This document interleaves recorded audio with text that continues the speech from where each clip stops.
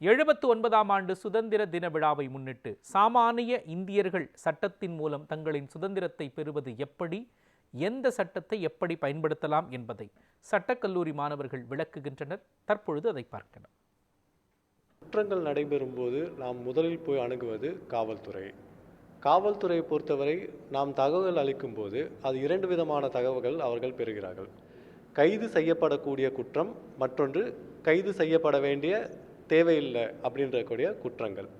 இதில் நாம் முக்கியமாக தெரிந்துக்க வேண்டிய ப்ரொவிஷன் எதுன்னு பார்த்தா, குற்றவியல் நடைமுறை சட்டம், அதாவது புதிய சட்டமாகிய பாரதிய நாகரிக் சுரக்ஷா சங்கீதா அப்படின்று 2023 அனுமதிக்கப்பட்ட புதிய சட்டத்தின்படி செக்ஷன் 173 இதில் காக்னிசபிள் அஃபென்ஸ் பற்றின ஒரு தகவலை, அது அந்த குற்றம் நடந்த இடத்திலிருந்து தகவல் கொடுக்கப்படாத பட்சத்திலும் கூட அந்த காவல்துறையானது அந்த குற்றத்தை பற்றின நடவடிக்கையை எடுக்க வேண்டும். அதாவது அந்த தகவலை அவர்கள் மறுக்காமல் பெற்றுக்கொள்ள வேண்டும். அதாவது வாட்ஸ்அப் மூலியமாகவோ, டெலிஃபோன் கால் வாயிலாகவோ, இல்லை இமெயில் வாயிலாகவோ காவல்துறைக்கு நாம் தகவலை அளிக்கும் பட்சத்தில் 3 நாட்களுக்குள் அந்த தகவல் அளித்த அந்த நபரானவர் அந்த காவல்துறையினர் முன் அப்பியர் ஆகி அந்த அவர் கொடுத்த கம்ப்ளைண்ட் இன்ஃபர்மேஷனுக்கு அவர் கையெழுத்து போட்டு தரணும். அப்போ அந்த குற்றமானது ஏற்றுக்கொள்ளப்படும்.